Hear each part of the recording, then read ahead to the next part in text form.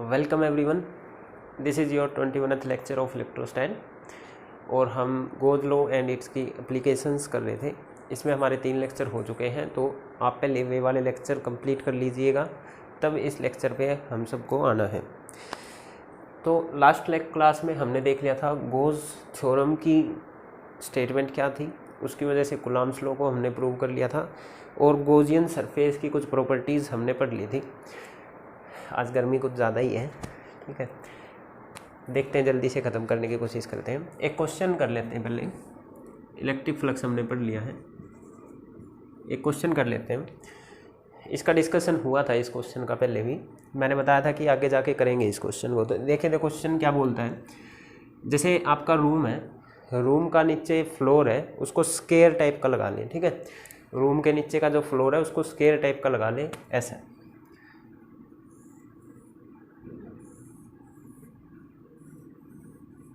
ठीक है।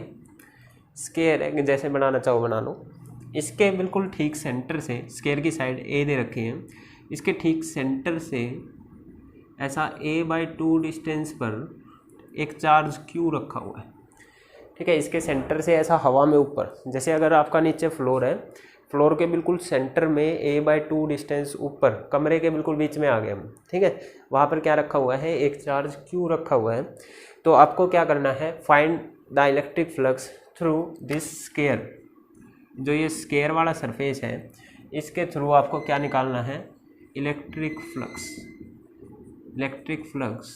Through this surface, ठीक है। इस सरफेस के थ्रू आपको इलेक्ट्रिक फ्लक्स निकालना है, ठीक है।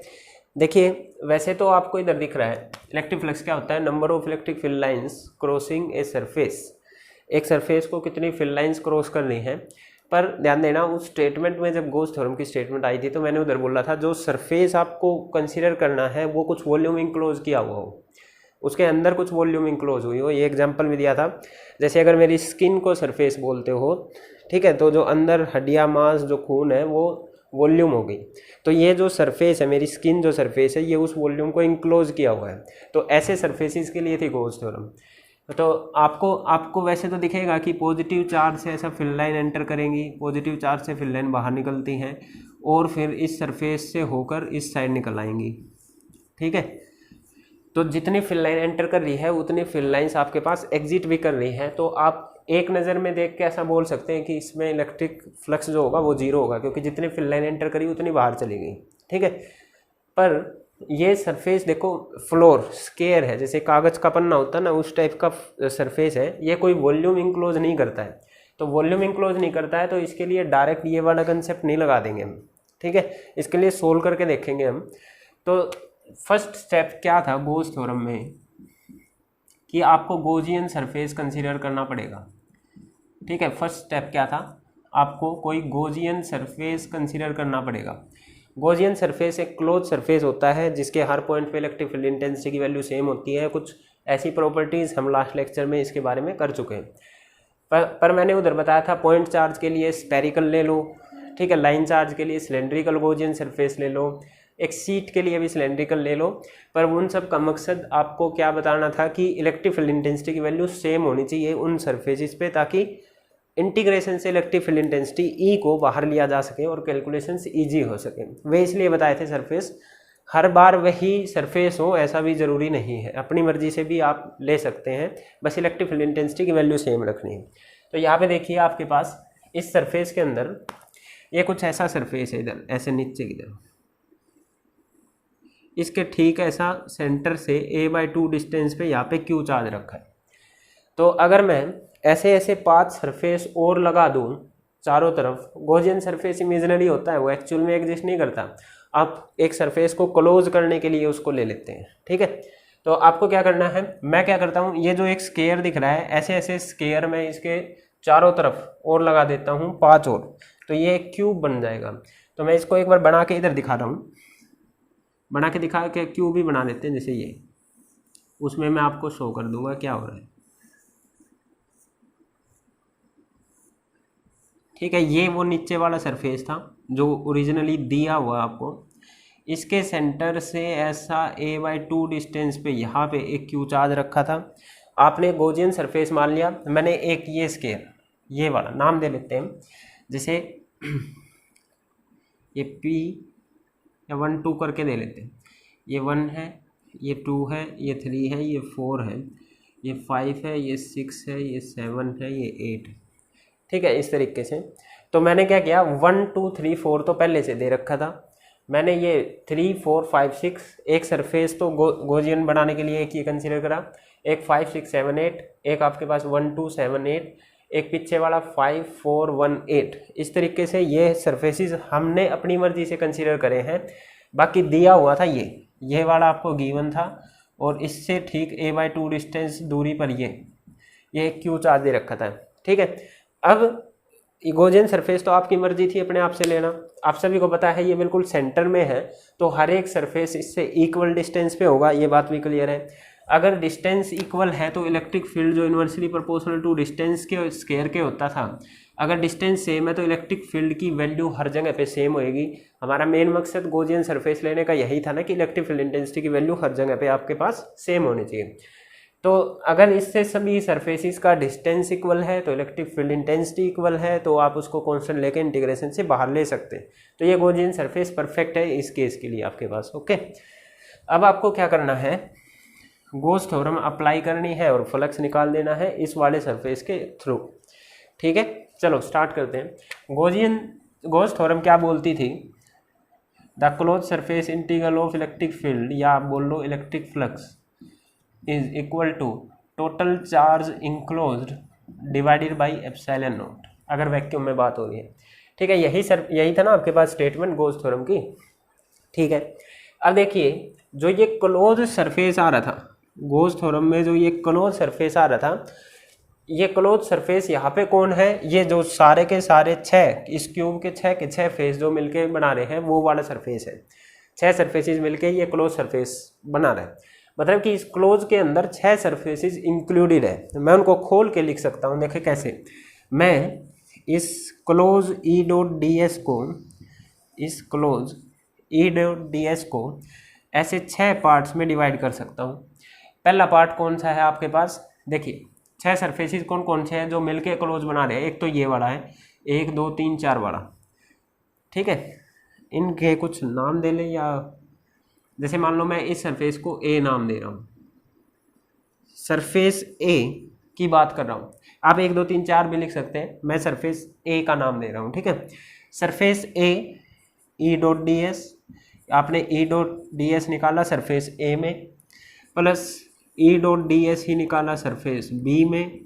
मैं किसी इसको मान लो सरफेस बी नाम दे लेता हूँ, तो सरफेस बी में ई डॉट डी एस निकाला।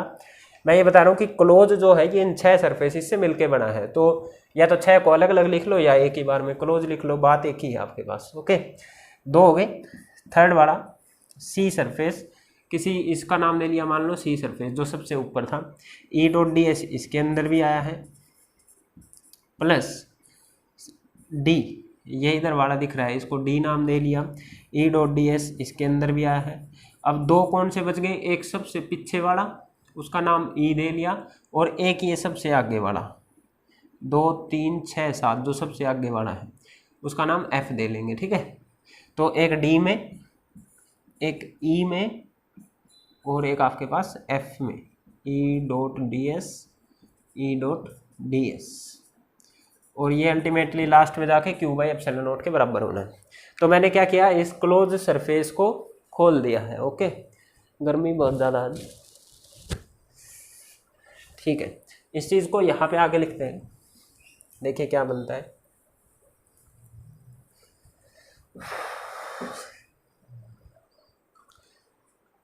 अब देखिए डॉट प्रोडक्ट हटता है, तो आप सभी को पता है ये डॉट किस किस के बीच में होता था, इलेक्ट्रिक फील्ड वेक्टर और एरिया वेक्टर के बीच में। और एरिया वेक्टर की डायरेक्शन आप सभी को बताई है, होती है आउटवर्ड ड्रॉन नॉर्मल। तो एरिया वेक्टर ध्यान से देखना, ये पॉजिटिव चार्ज है, पहले इलेक्ट्रिक फील्ड की बना लेते हैं। पॉजिटिव चार्ज से फील्ड लाइन बाहर निकलती है, तो किस सरफेस की बात करूं मैं, पहले ए सरफेस की बात कर लेता हूँ। ए ये है ना, ए सरफेस की पॉजिटिव चार्ज है, फील्ड लाइन ऐसी बाहर निकल गई आउटवर्ड। ठीक है, फील्ड लाइन ये ऐसी आउटवर्ड निकल गई।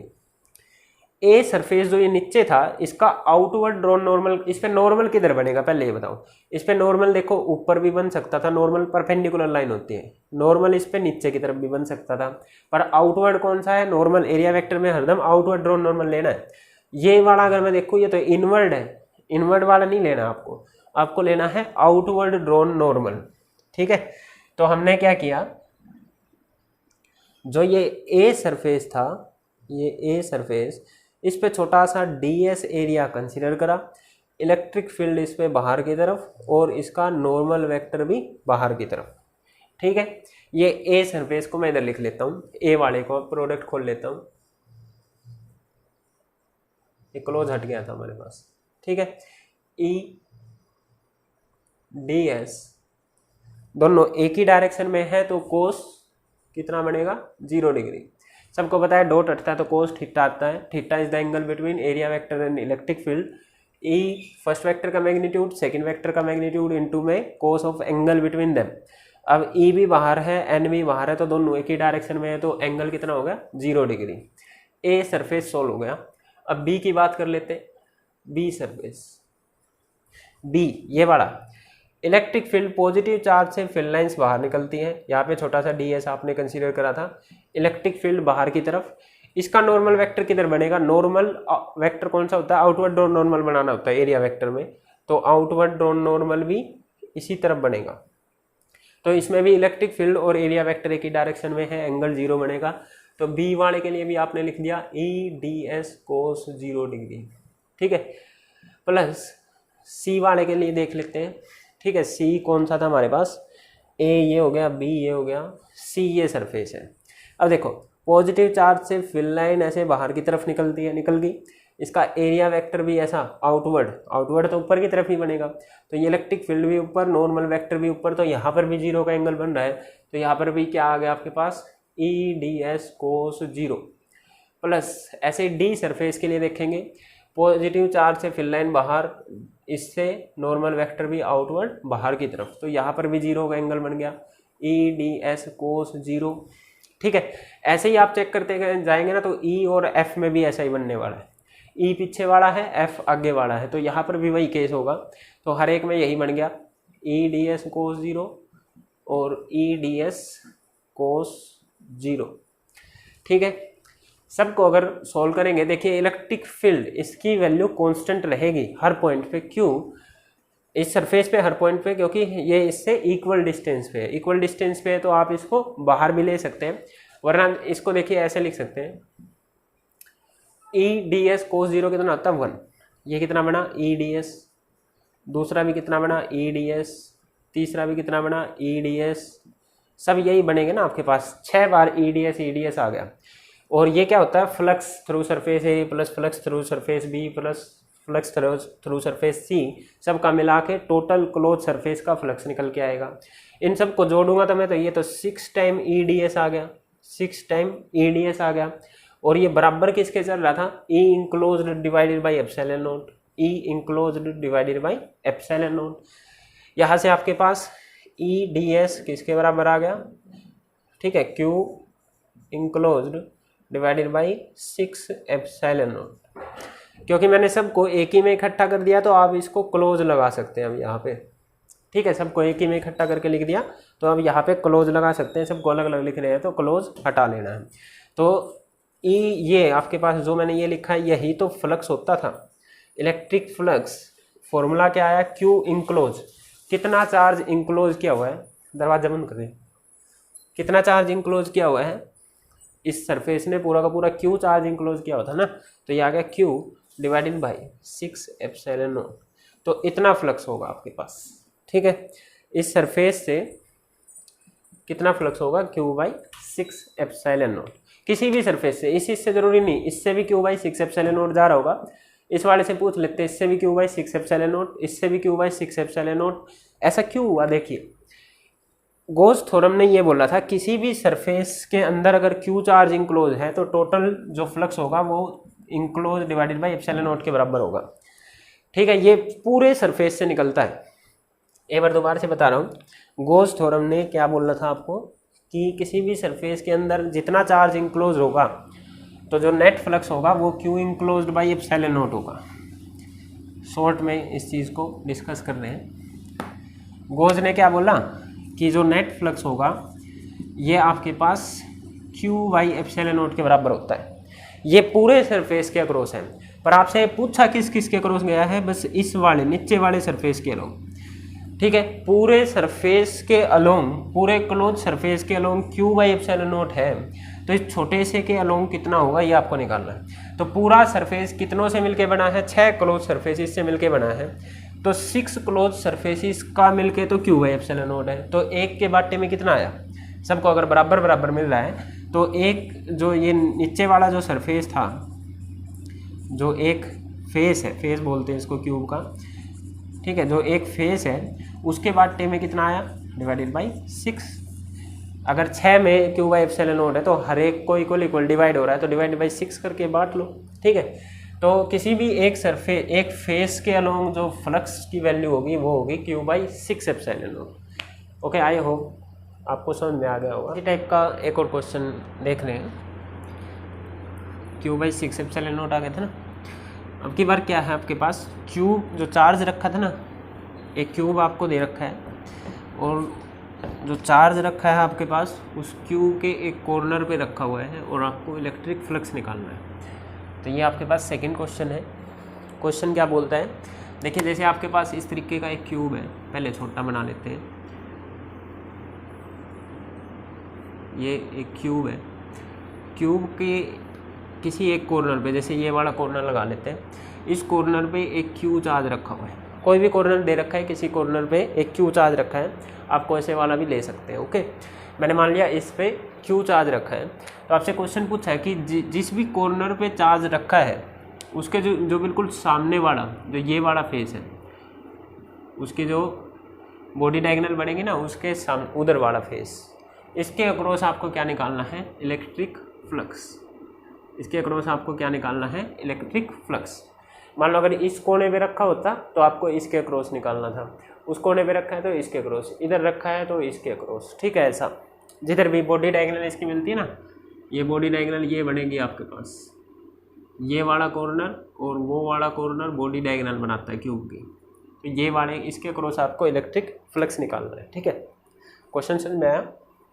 ओके, तो देखिए अब की बार आपको क्लोज सरफेस पहले ही दे रखा है और आपको क्या निकालना है, इलेक्ट्रिक फ्लक्स। पर ध्यान देना, अगर आप इसी क्लोज सरफेस को गॉसियन सरफेस मान लें, भाई गॉसियन सरफेस में तो क्या होना था, क्लोज सरफेस होना था, पर आपको मैंने उधर प्रॉपर्टीज़ बताई थी गॉसियन सरफेस की, और one of the property was that Gaussian surface should be considered in such A way that electric charge either inside और आउटसाइड, इलेक्ट्रिक चार्ज या तो अंदर होना चाहिए या बाहर, उस सरफेस के ऊपर there should be no charge on the surface, Gaussian surface. तो अगर ये क्यू चार्ज को अगर देखें तो आप इसको अगर गॉसियन सरफेस माने तो क्यू चार्ज तो इसके सरफेस के ऊपर आ गया, सरफेस के ऊपर आ गया, तो आपकी जो स्टेटमेंट है गोस थ्योरम की कि Q enclosed by epsilon not, वो क्यू इंक्लोज तो है ही नहीं, इसमें पता नहीं ये क्यू अंदर है या बाहर है, उसको ले या ना ले, कितना पार्ट ले कितना नहीं ले, तो इससे काम नहीं चलेगा, आप इसको गॉसियन सरफेस नहीं मान सकते। ठीक है, अभी लास्ट वाले जो क्वेश्चन में देखिए हम क्या करके आए थे, अभी सॉल्यूशन कर रहे हैं। लास्ट क्वेश्चन अगर आपको याद हो तो उसके अंदर देखिए क्या था, ये अल्टीमेटली क्वेश्चन कैसा बन गया था लास्ट वाला, कि आपके पास एक क्यूब था, क्यूब के बिल्कुल सेंटर में एक क्यू चार्ज रखा था, यही बन गया था ना लास्ट क्वेश्चन, जब अल्टीमेटली एक ये स्केयर दे रखा था, ये फेस दे रखा था, हमने वे सारे गॉसियन सरफेस मान लिए थे इस तरीके का। और इस वाले में आंसर क्या आया था, किसी भी एक सरफेस के अक्रॉस जो फ्लक्स होगा वो आपके पास Q enclose divided by 6 epsilon naught, ये आंसर निकल के आ रहा था। तो हम उसी रिजल्ट को यहाँ पर यूज़ करेंगे कि कोई भी क्यूब है, क्यूब का अगर जैसे आपका रूम है, पूरा का पूरा रूम है, अगर उसको क्यूब मान लें, क्यूब मतलब सारे साइडें बराबर, अगर उसके सेंटर में एक क्यू चार्ज रखा है तो उसके किसी भी फेस से, चाहे उस दीवार से देख लो, चाहे इस दीवार से देख लो, चाहे उससे, इससे, चाहे नीचे फर्श से, चाहे छत से, Q by 6 epsilon not electric flux निकलता है आपके पास। ठीक है, ये रिजल्ट हमको याद है, जब भी क्यूब के सेंटर में चार्ज हो, सेंटर में चार्ज होना चाहिए। इस वाले क्वेश्चन में सेंटर पर चार्ज नहीं है, एक कॉर्नर पे चार्ज है, तो अगर मेरे को ये रिजल्ट यूज़ करना है तो मेरे को क्या चाहिए, मेरे को चाहिएगा कि सेंटर में चार्ज हो, तब मैं ये रिजल्ट लगा सकता हूँ। पर यहाँ पे तो कॉर्नर पे है। पर मैं ये भी बता चुका हूँ कि इसको आप गॉसियन सरफेस कंसीडर नहीं कर सकते हैं, क्योंकि गॉसियन सरफेस की कंडीशन ये थी कि उस सरफेस के ऊपर कोई चार्ज आपको नहीं लेना है। ओके, तो मेरे को चाहिए कि ऐसा सरफेस, गॉसियन सरफेस तो मानना पड़ेगा अगर गॉस थ्योरम अप्लाई करनी है। ये इस वाले को सरफेस को तो ले नहीं सकते गॉसियन सरफेस। तो आपको ऐसा सरफेस कंसीडर करें, इस तरीके से कंसीडर करें कि ये क्यू चार्ज क्यूब के सेंटर पे आ जाए। तो देखिए मैं क्या करूँगा, मैं एक क्यूब तो ये हो गया, ऐसे ऐसे 7 क्यूब और बनाऊंगा। ठीक है, इसके चारों तरफ।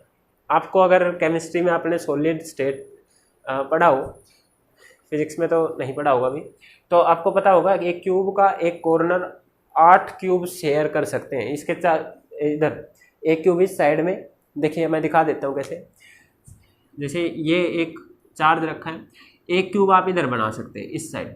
ठीक है, एक क्यूब उधर पीछे बन सकता है, एक क्यूब आप इस साइड बना सकते हो। 4 तो ये हो गए।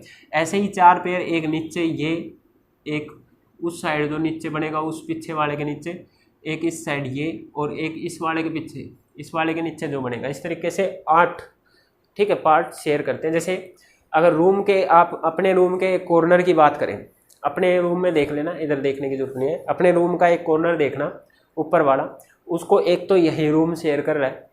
ऐसे ऐसे कितने बना सकते हो आप। ठीक है, एक ये रूम है, एक साइड वाला है, एक पीछे वाला है, एक इधर वाला, 4 तो नीचे ही हो गए। एक ये रूम, एक जस्ट मैं इस दीवार से लगता उधर रूम बना दूँ, एक इस दीवार से लगता इधर रूम बना दूँ, एक इसी रूम के आगे एक रूम बना दूँ। 4 नीचे हो गए, ऐसे 4 ऊपर बनाए जा सकते हैं।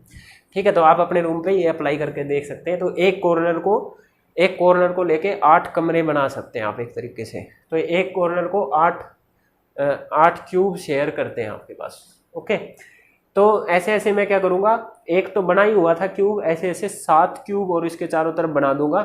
ठीक है, तो आपको दिखेगा कि ये जो क्यू चार्ज है इसके सेंटर में आ गया। तो मैं इसको बना लेता हूँ, मेरी ड्राइंग इतनी ज़्यादा अच्छी नहीं है, तो मैं उस चीज़ को कुछ ऐसा बना लेता हूँ। आपके पास एक क्यूब ये था, थोड़ा सा बड़ा बना लेते हैं।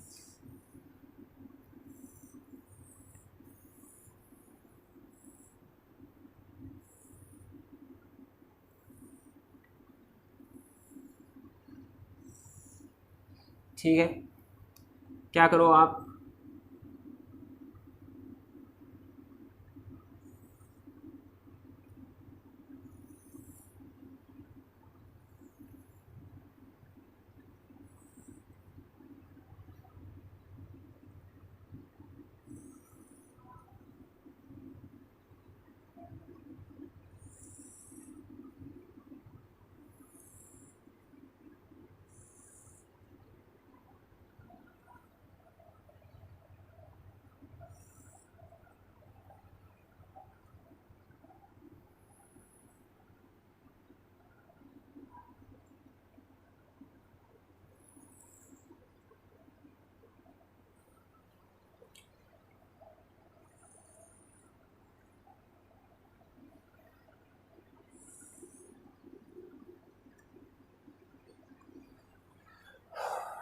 आई थिंक हो गया होगा। ठीक, तो कुछ इस तरीके का हमारे पास क्या बनेगा, क्यूब। देखिए ये वो मेन वाला क्यूब है जो मेन दिया हुआ था, ये क्यूब हो गया।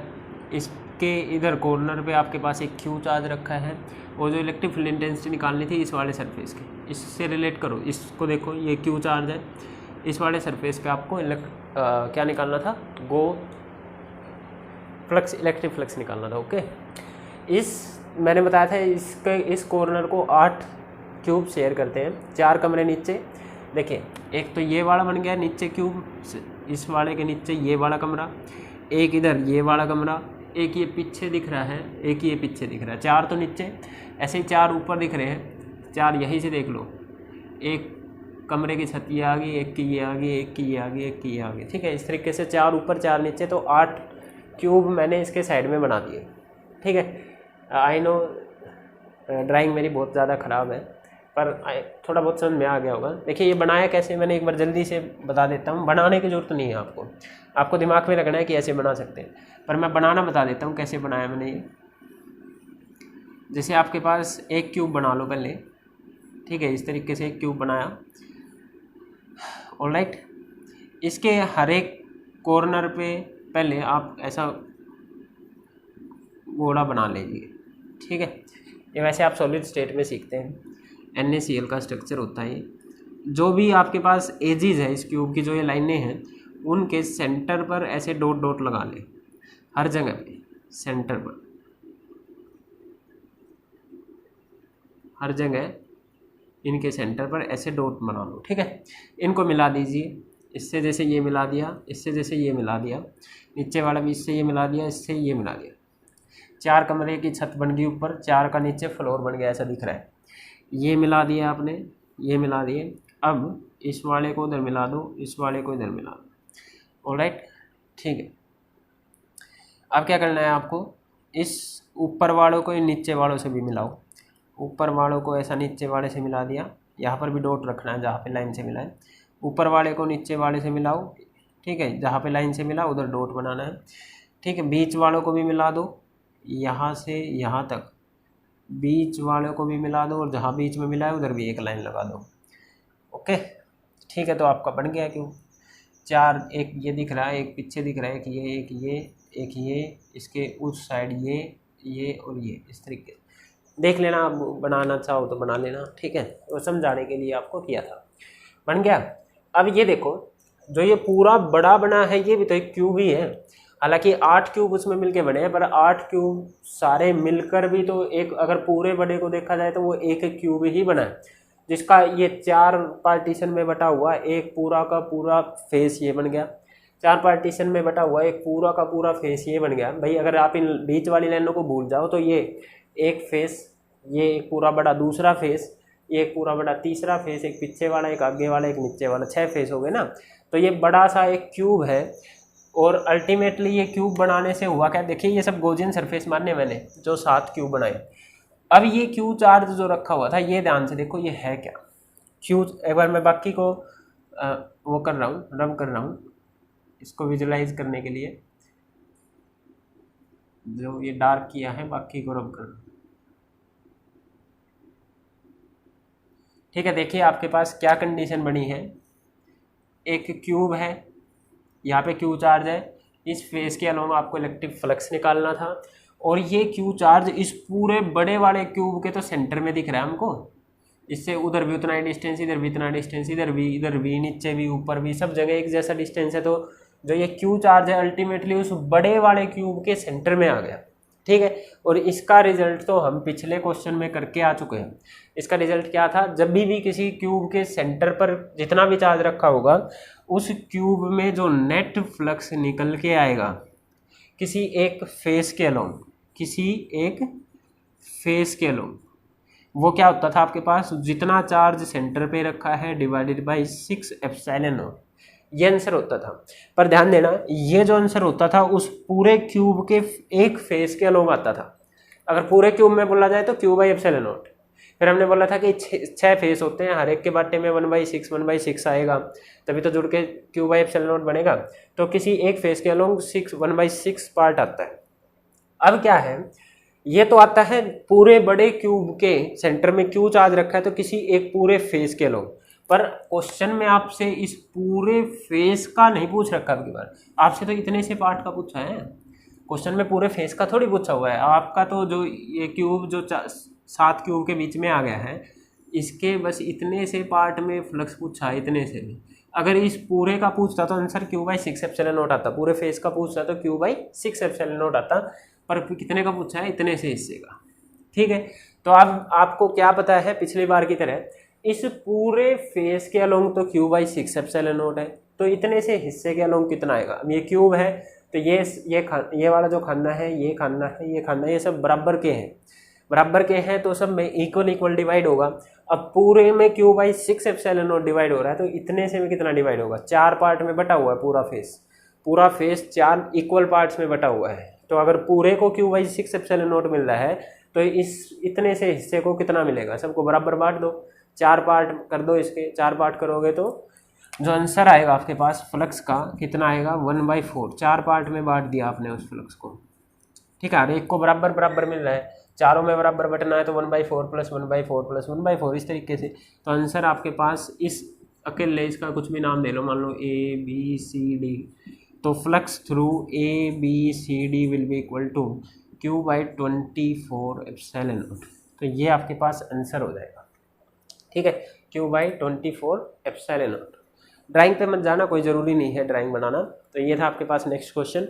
अब हम कर रहे हैं गॉस थ्योरम की एप्लीकेशंस पर आगे की तरफ बढ़ते हैं। ओके, हम एप्लीकेशंस पे वापस आ गए हैं और हमारे पास नेक्स्ट एप्लीकेशन है electric field intensity at a point due to a uniformly charge infinity wire using Gauss theorem.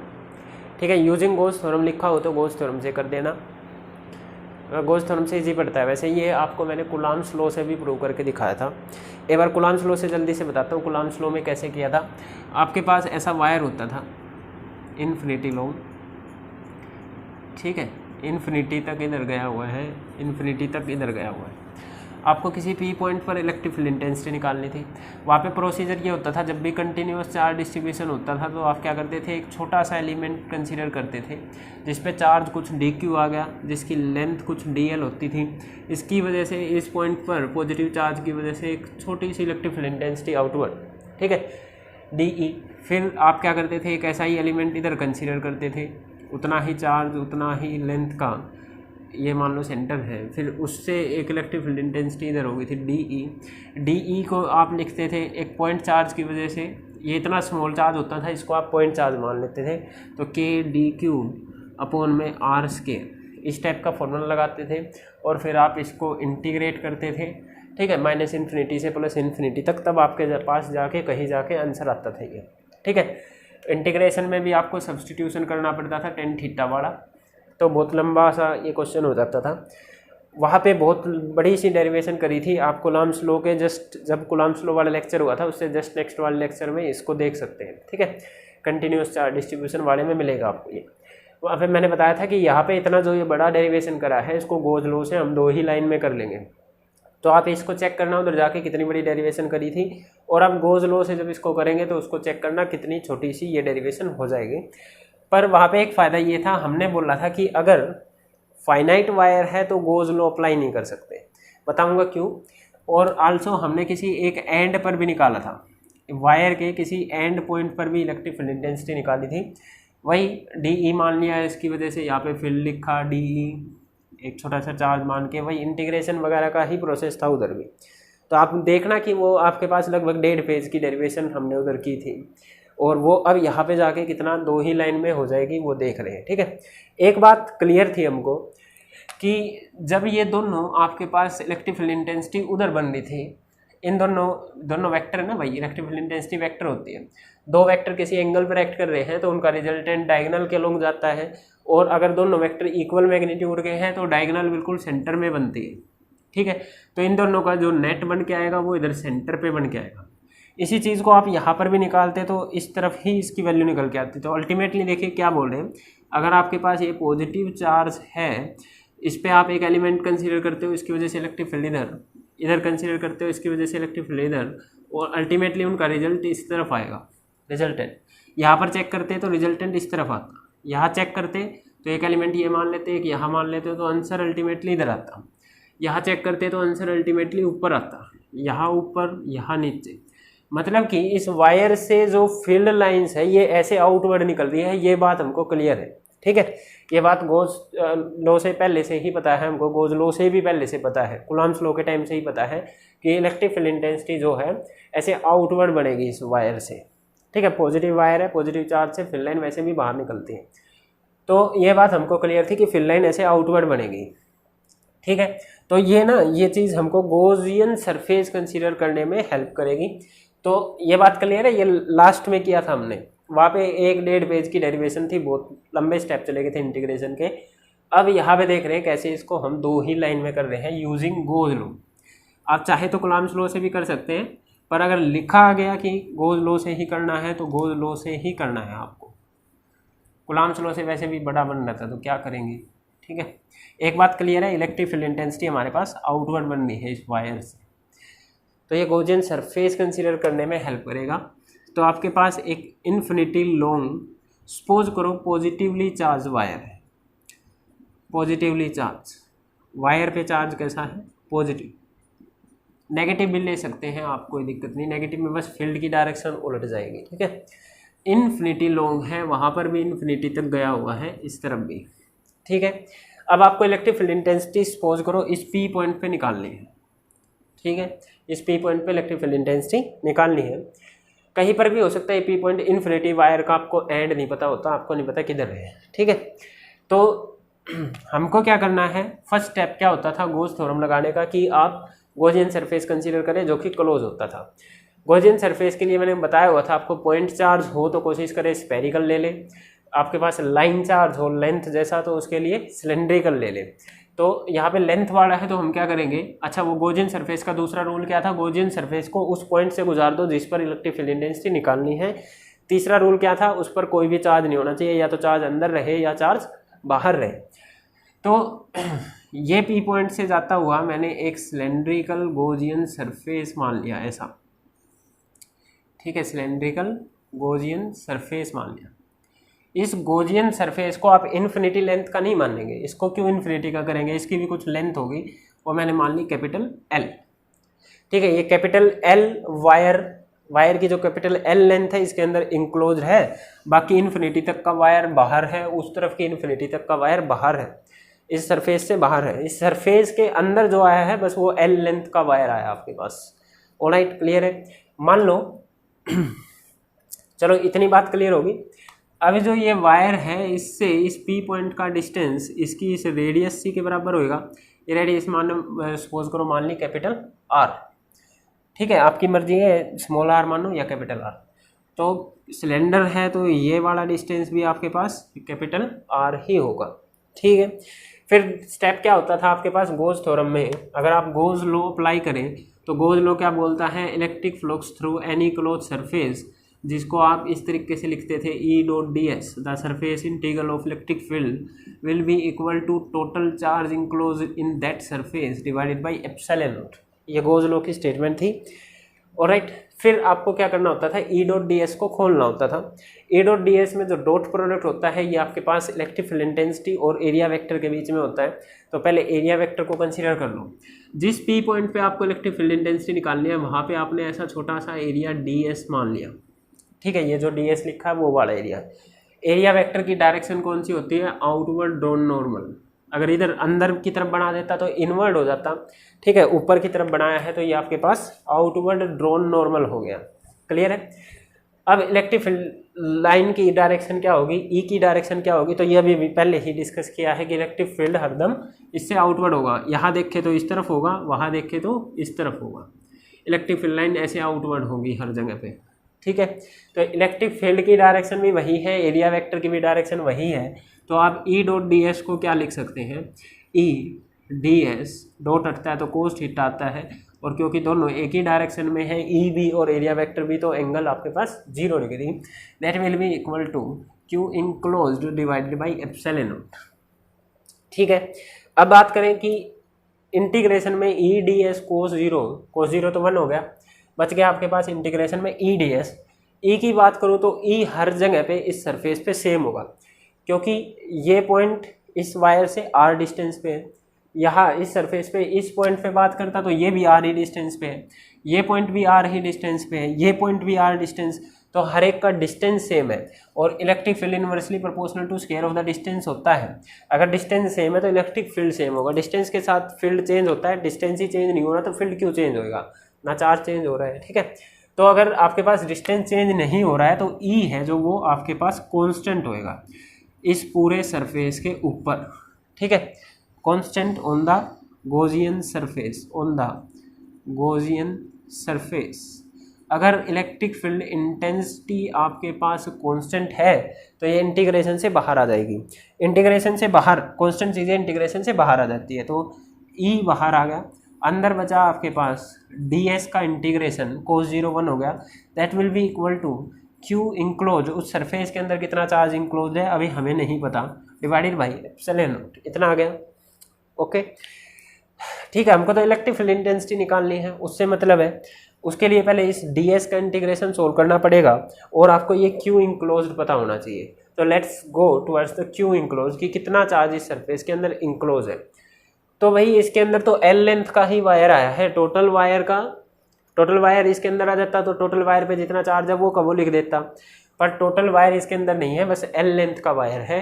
तो आपको ये चेक करना पड़ेगा कि l लेंथ के ऊपर कितना चार्ज आ रहा है। तो मैं आपको बता चुका हूँ लास्ट लेक्चर में ही, जब भी इस टाइप के क्वेश्चन आएंगे तो आप कंटिन्यूअस चार्ज डिस्ट्रीब्यूशन वाले टॉपिक से चार्ज डेंसिटी वाली जो टर्म हमने यूज करी थी उसकी हेल्प लेंगे, ठीक है।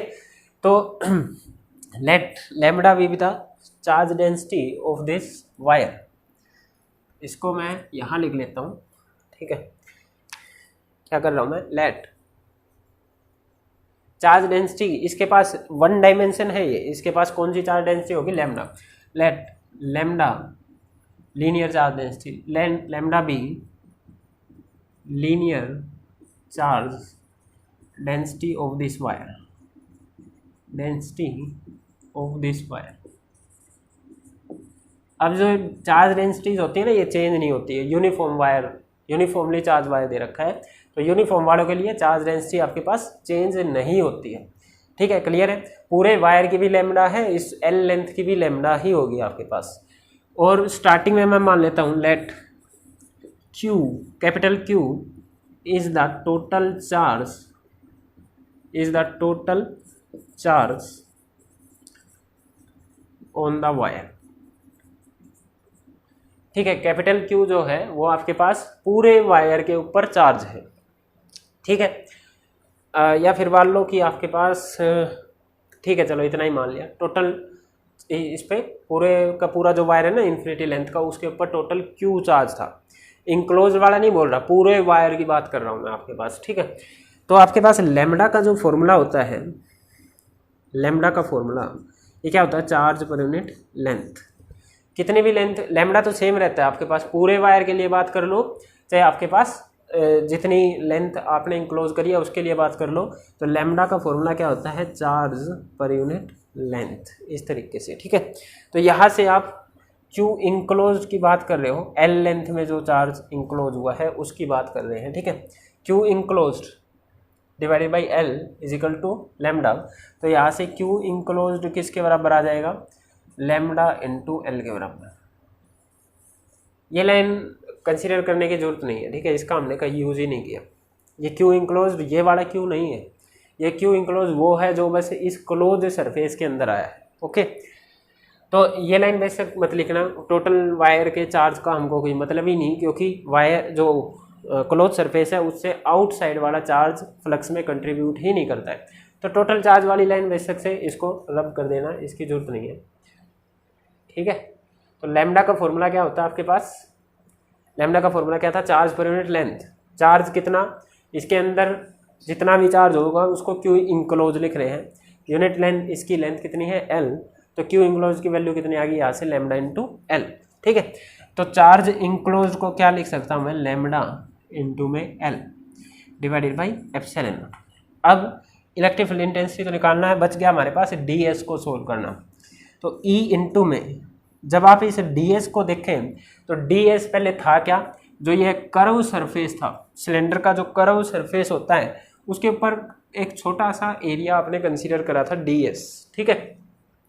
ds का क्लोज इंटीग्रल करने का मतलब क्या है कि इस पर जितने भी ऐसे ds एलिमेंट आप कंसीडर कर सकते हो, हर जगह पे कंसीडर कर लो और उन सब को जोड़ दो, ठीक है। तो ऐसा ds एक छोटा सा एरिया, फिर ये ds छोटा सा एरिया, ये इस तरीके से छोटे छोटे एरिया बना के पूरे कर्व सरफेस को आपने कवर कर लिया। पूरे के पूरे इस कर्व सरफेस पे जितने भी छोटे छोटे ds एरिया आ रहे थे उन एरिया को अलग से निकाला और जोड़ दिया, ये इस इंटीग्रेशन का मतलब है, ठीक है। तो कर्व सरफेस के छोटे छोटे एरियाज को जोड़ के पूरे सरफेस को कवर कर दोगे, छोटे छोटे एरिया को जोड़ोगे तो पूरा एरिया आ जाएगा भाई, ठीक है। अल्टीमेटली तो आपने पूरे सरफेस को कवर कर दिया ना, तो उसके छोटे छोटे हिस्सों को जोड़ते चले जाओ तो पूरा ही आ जाएगा। जैसे आप एशिया महाद्वीप की बात करें तो उसके अंदर इंडिया है, जापान है, चाइना है, पाकिस्तान है, श्रीलंका, ठीक है, इन सारे देशों के एरिया को आप जोड़ते चले जाओ तो पूरे महाद्वीप का एरिया आ जाएगा। ऐसे ही तो कुछ ऐसा इधर भी है। तो आपके पास जो ये ds जोड़ते चले जाओगे, ये आपको अल्टीमेटली देगा क्या, area of that curve surface. और कर्व सरफेस के, सिलेंडर के कर्व सरफेस का एरिया होता है 2πr इंटू लेंथ, 2πrl है ना, 2πr, आर रेडियस होती है तो कैपिटल आर हमने ली हुई है, इंटू में उस कर्व सरफेस की लेंथ आपके पास एल के बराबर है। That will be equal to lambda L upon में एप्सिलॉन नॉट। ये बराबर में चल रहा था राइट साइड में, एल से आपके पास एल कैंसिल हो गया, तो यहाँ से आपके पास electric field intensity I lambda upon 2π epsilon naught r. वहाँ पर निकाला था हमने ये कूलॉम्स लॉ की हेल्प से, ठीक है। तो ये आपके पास इलेक्ट्रिक फील्ड इंटेंसिटी की वैल्यू होती है किसकी वजह से, एक वायर की वजह से, ठीक है। ये जो सिलेंडर माना हुआ है ये हमने क्या माना था, Gaussian surface, this is the Gaussian surface, ठीक है, ओके। तो ये आपके पास इधर 2 ही लाइन का था, समझाने में ज़्यादा देर लगा दी, पर जब आप खुद से इसको प्रैक्टिस कर लेंगे तो बस क्या, एक ये लाइन लिखी और उसके बाद ये लाइन लिखी और आंसर, ठीक है। 2 ही लाइन आपके पास अल्टीमेटली हुई है, ओके। यहाँ से आपको एक चीज़ दिख रही है, जो इलेक्ट्रिक फील्ड इंटेंसिटी है इन्वर्सली प्रोपोर्शनल टू रेडियस के, जितनी रेडियस बढ़ेगी आपके पास फील्ड इंटेंसिटी घटती चली जाएगी, ठीक है। तो आप अगर इस इलेक्ट्रिक फील्ड इंटेंसिटी और इस रेडियस का ग्राफ बनाएं, क्योंकि ये इन्वर्सली प्रोपोर्शनल है तो इन्वर्सली प्रोपोर्शनल का ग्राफ कुछ हाइपरबोलिक टाइप का रहता है। आर बढ़ेगा, आर उस तरफ बढ़ रहा है, आर बढ़ेगा तो ई कम होगा, ई, आर उस तरफ जा रहे तो ई ऐसे घटता आ रहा है आपके पास, ठीक है। तो ये था आपके पास एक application, electric field intensity due to a uniformly charge wire. अब इसी के अंदर अगर आपके पास वायर, ध्यान देना, ये गॉस थ्योरम से अगर वायर फाइनाइट होता तो आप गॉस थ्योरम से इसको नहीं निकाल सकते, निकाल सकते थे, पर वहाँ पे दिक्कत क्या है ये बता रहा हूँ, ठीक है। अगर वायर फाइनाइट होता तो क्या दिक्कत थी, देखिए, वायर अगर फाइनाइट होता तो उसके एंड पॉइंट्स आपको पता होते। If wire were finite, if wire आपके पास फाइनाइट साइज का होता तो देखिए, ये मान लो ये वायर हो गया, ठीक है। आपने ये मान लो ऐसा गॉसियन सरफेस फिर से मान लिया, फाइनाइट लेंथ का है, गॉसियन सरफेस मान लिया। आपको पता है कि टोटल चार्ज कितना इंक्लोज है, जितना भी इस पे वायर पे होगा सारा का सारा गॉसियन सरफेस के अंदर इंक्लोज हो गया, ये पता है। पर जब आप कोई ds सरफेस एरिया मानेंगे, उस एरिया वेक्टर की डायरेक्शन n आउटवर्ड हो गई, पर इलेक्ट्रिक फील्ड की डायरेक्शन आप हरदम इधर नहीं शो कर सकते, क्योंकि देखिए जब आप इस पॉइंट पे पहुंचेंगे, यहाँ पे इस पॉइंट पे तो ठीक है, इलेक्ट्रिक फील्ड की इंटेंसिटी की वैल्यू इधर आ जाएगी, बिल्कुल मिड पॉइंट है। पर जैसे ही आप इस पॉइंट पे पहुंचेंगे तो देखिए एक वायर है, निकालने का तरीका क्या था डायरेक्शन का, इस पॉइंट पे बात कर रहे हैं। आप एक DE एलिमेंट कंसीडर, एक DQ एलिमेंट कंसीडर करेंगे, इसकी वजह से इलेक्ट्रिक फील्ड इधर बनाएंगे, इस वाले की वजह से इलेक्ट्रिक फील्ड इधर बनेगा, तो इनका तो कहीं यहाँ कहीं पे रिजल्टेंट आएगा, मतलब कि इस पॉइंट पे रिजल्टेंट इस तरफ आएगा 45 डिग्री पे। ये सोल्व किया हमने, end point of a wire पे electric field intensity Coulomb's law में सोल्व करी हमने, √2k λ/r इसका आंसर आता था। तो यहाँ पे √2k λ/r जो आंसर आता था आपके पास इस साइड में 45 डिग्री पे, तो E की वैल्यू तो अलग है, यहाँ पे E की वैल्यू अलग है, यहाँ पे E की वैल्यू अलग है। गॉस थ्योरम अप्लाई करेंगे तो आप E.ds जो लिखते हैं, यहाँ पे आपके पास ना तो हर टाइम पे आप cos 0 लिख सकते, क्योंकि हर जगह cos 0 नहीं है, यहाँ पर आपके पास 45 डिग्री का एंगल है, यहाँ पे 0 का एंगल है, यहाँ पे फिर से 45 आ जाएगा, यहाँ पे और कोई एंगल बनेगा इस तरीके से। तो ना तो डॉट प्रोडक्ट आपका डायरेक्ट खुल रहा है, दूसरा इस E को भी आप बाहर नहीं ले सकते हैं, एक ही वैल्यू नहीं है, इसकी वैल्यू डिफरेंट है। इस पॉइंट पे लगाई है, इस पॉइंट पे लगाई है, एंड पॉइंट्स पे अलग थी, मिड पॉइंट पे अलग थी, और उनके बीच के पॉइंट्स की अलग वैल्यू होती है, तो आप इसको बाहर भी नहीं ले सकते। तो E.ds में ना E बाहर आया, ना ही इनका डॉट का आपका पता डॉट प्रोडक्ट किस तरीके से खुलेगा, तो ये सोल्व करना बड़ा मुश्किल हो जाएगा आपके पास, ठीक है। तो इसलिए गॉस थ्योरम फाइनाइट अगर वायर है तो गॉस थ्योरम से आप नहीं निकाल सकते, उस टाइम पे आपको कूलॉम्स लॉ की ही हेल्प लेनी पड़ेगी, ठीक है, तो ये थी आपके पास नेक्स्ट एप्लीकेशन। इसके बाद अगली एप्लीकेशन पे हम जाते हैं, स्टार्ट करेंगे।